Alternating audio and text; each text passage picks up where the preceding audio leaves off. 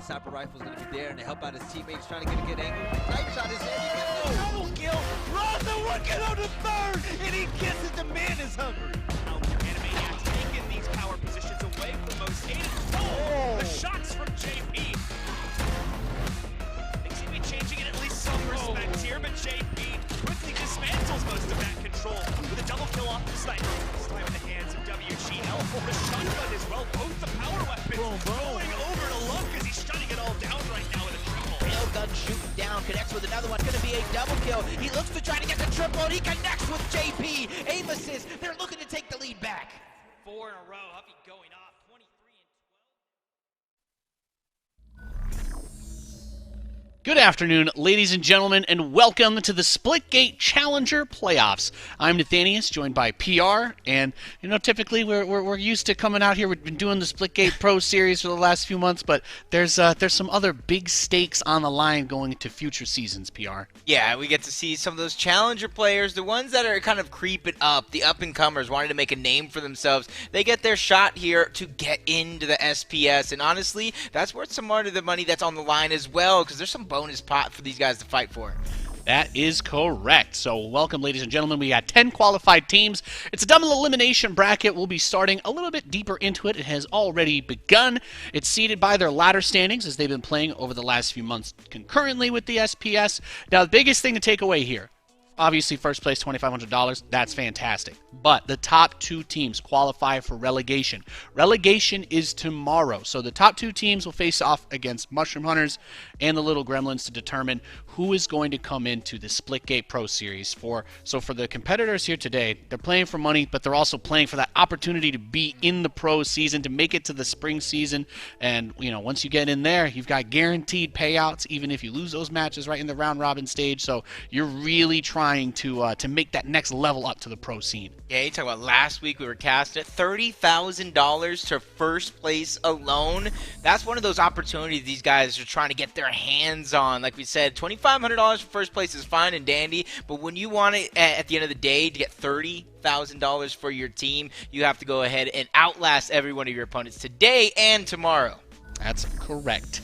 We've got the bracket so we can see where we are. As you can tell, things have already heated up a little bit. We are looking at the winner bracket semifinals. I believe that's where we'll be kicking things off today. So you can see Woho and Lackluster Talent will be going up against each other. On the other side, there will be No Devs going against Fire Rate Diff. No Devs, that just kind of seems it's an interesting name, don't you think, PR? Yeah, it's definitely interesting. Hopefully some of the other people can kind of fall for it, because that's one of those things right there when you're going up against them. Do you really want to go up against Endo right now?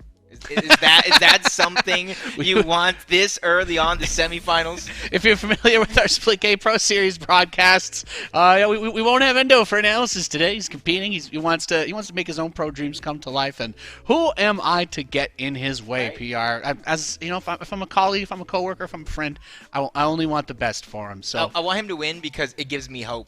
Because if he comes in, he qualifies for relegation, who knows? Maybe next Splitgate Challengers, you might see me. There you go, ladies and gentlemen.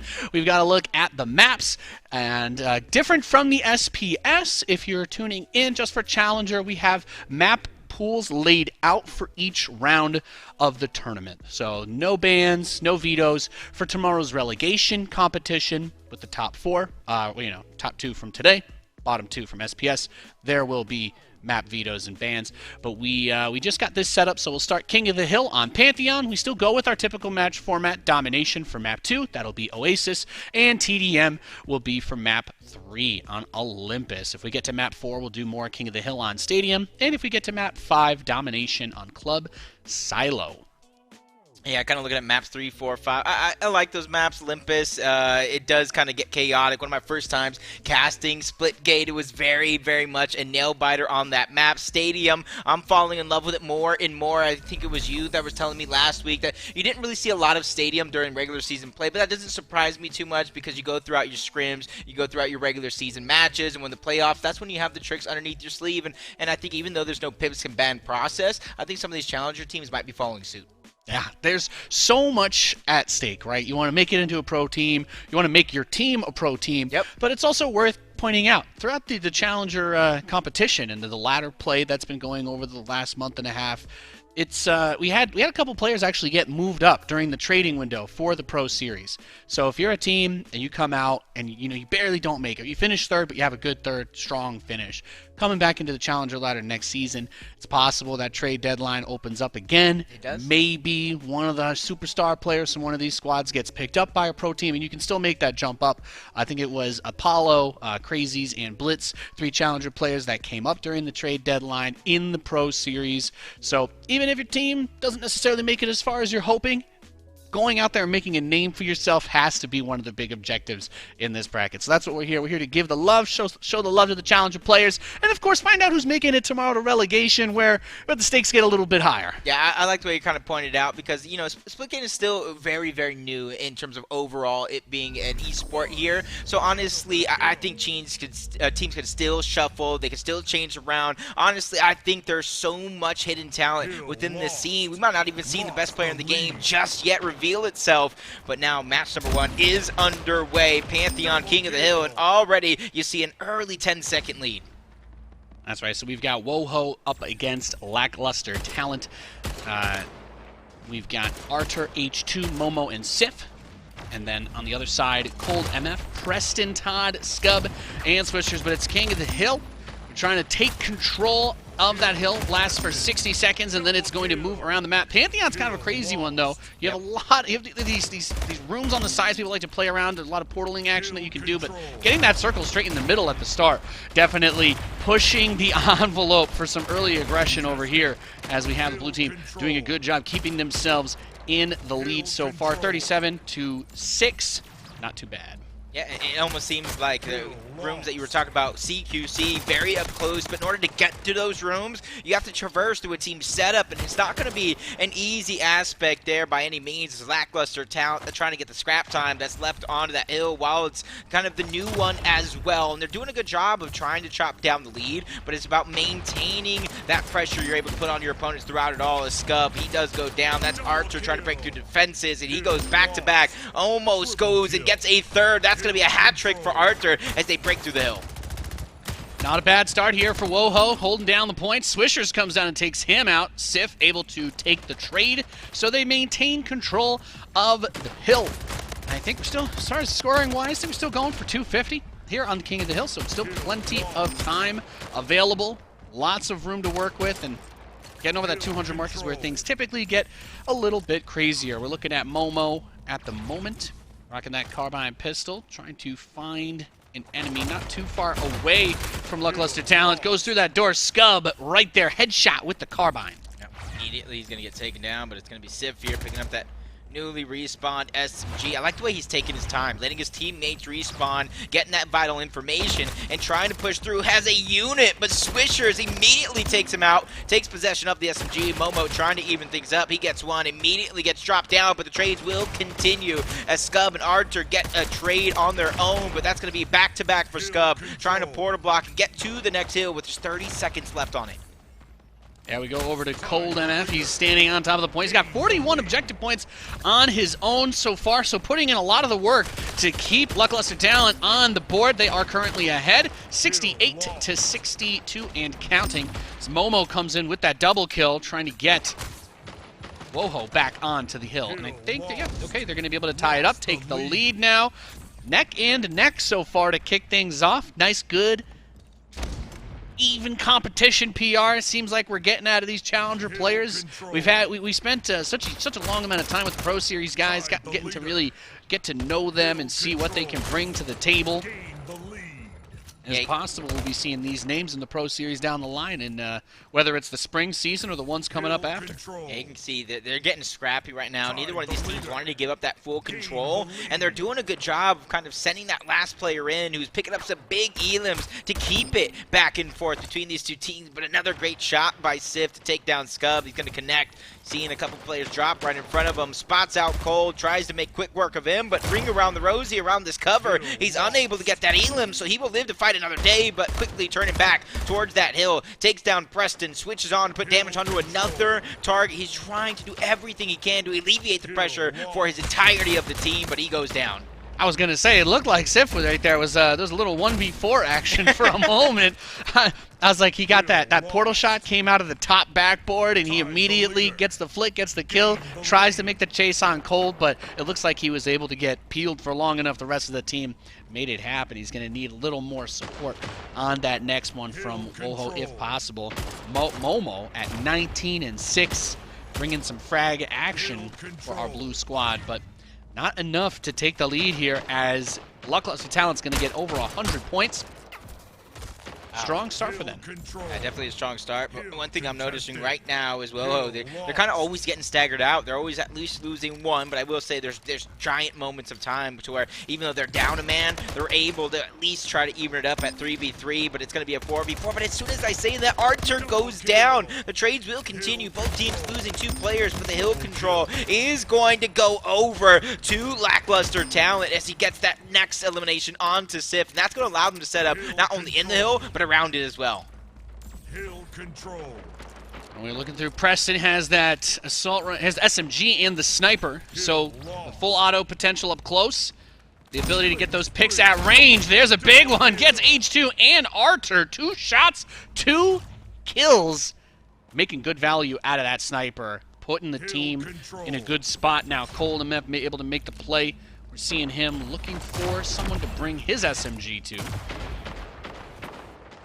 A lot of brilliant moments as individuals, but neither team able to really set up and continuously stagger out their opponents. Cold's going to take down Momo with the SMG, try to lock down the hill with the CQC, and I like the way he's using these portals to go in and out to try to keep opponents off guard, but he gets taken down. Railgun back to back. That's H2 putting it to work, and already with that hill control going over, they're only going to get scrap time. They have to force to maneuver and move once more as the hill is going to rotate outward.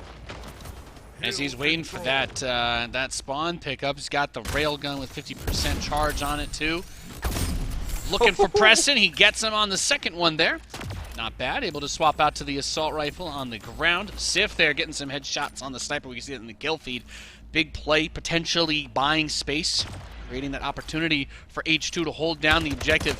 And PR, I mean, look, we're talking about this. We're getting excited. Okay, it's Challenger. We're seeing who's going to make it to that top 2. That's the big spot that you want to be in. Get into relegation. Compete tomorrow for a shot in the SPS. But we're already getting some pretty good close competition in just the first map today on stream. 150 to 135. This has been going back and forth like a seesaw. We can see everybody really wants this bad. Yeah, it was so much on the line. We talked about it. Yeah, that $500 or $5,000 prize pool is fine and dandy, but when you're fighting for more, the spot in the SPS, you know how much that playoffs was last week. So it's just that big picture that you're trying to stay focused on. As Momo, the slaying leader for Woho, picks up another one. That's going to be 28. Blindly shooting into the portal, trying to find another target, but switches on down low. Finds Scub from above, takes down Cold as well, being the slaying powerhouse, and that's exactly what his team needs, but now he needs that team effort in order to get and let it reflect in the scoreline. Yeah, there's Momo, 30 bombs so far, only 11 deaths for the carry here. Big frag action, and now getting extra time on that hill. This is where it really starts to count. You're getting that 175 mark, and then you're approaching the point where that 60 seconds is going to give you the game. So if you get up to that, you're over that 180, 190-ish. That's the point where you get that next hill. You completely lock it down. You can end the game right there. So even getting these last couple of seconds on that hill, I still think is important because it kind of reduces the margin for how much time they'll need on the following hill. And well, they get every last second on it, so let's see what happens now. 197 to 160. LT already in position on top of that hill. There's Swishers, can't get away. Sif pops him with the carbine, looking for the next man up. Preston not too close, though. Just make sure you stay on that hill. You're dancing around, you look for somebody to fight. Keep your butt on the hill. You don't get time if no one's on it. Yep, kind of almost see exactly what's going down as Nathania is pinpointing that lost time could be crucial towards the end as Woho is going to eclipse that 215-point mark, putting the portals down to try to block any opportunity of entry. Archer gets back-to-back with the railgun, trying to set themselves up as they only need 25 points to close out game number 1. And now I'm curious how much time is left on this hill, as it's going to come very close. They can't really let Woho take the rest of this. They need to make a push. They need to make a stop, at least force it to the next hill, try to make the rotation over to it a little bit faster and take advantage of that. But right now, Woho only needs 14 points to close it. So 14 seconds on hill will do it for them. That one has expired. So at the very least, that one's not the one it ends on here for them. But can they hold this next one down? Oh, this sniper. Nope. Absolutely filthy out of Sif. He's been popping domes with that bad boy all game long.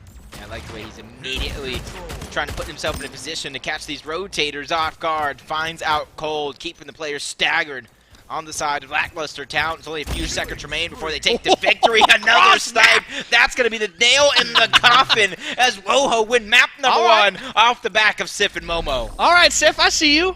I see you. You want to be in the Pro Series? You want to bring that sniper action up? I don't think anybody's going to complain about that. Gets the cross-map headshot. When you have players that have that awareness, you're making those moves.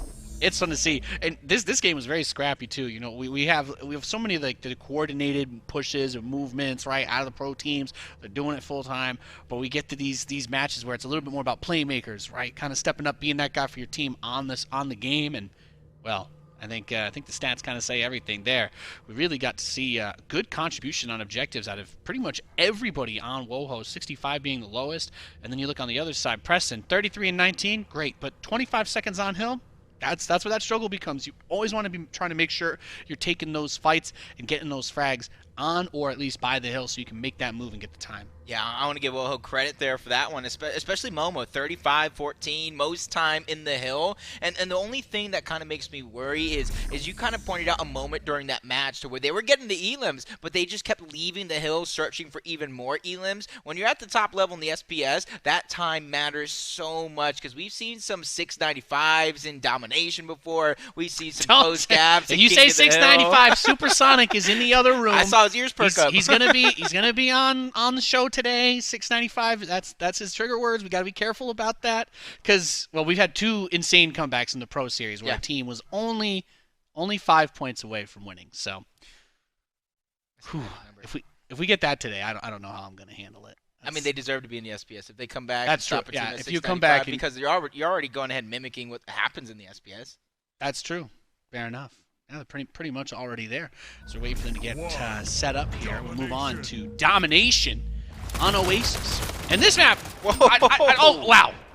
Did everybody, pretty much almost the whole entire lobby got wiped there in the first 5 seconds. Love to see that. The portal straight over to, they all were going for the exact same hill. Now, Oasis is a very interesting map because you have huge lines of sight, right, on the outside. If you're in that upper area, you can see pretty much any other area that's above ground. There's a couple of the tunnel areas. I think that's where things get a little bit nuts with the shotgun, the Sif 3-in-1. Not surprised to see that. If you get the shotgun here, you're going to be feeling good. So you've got the hills on the backside, one on the inside, and another one up top. So let us see how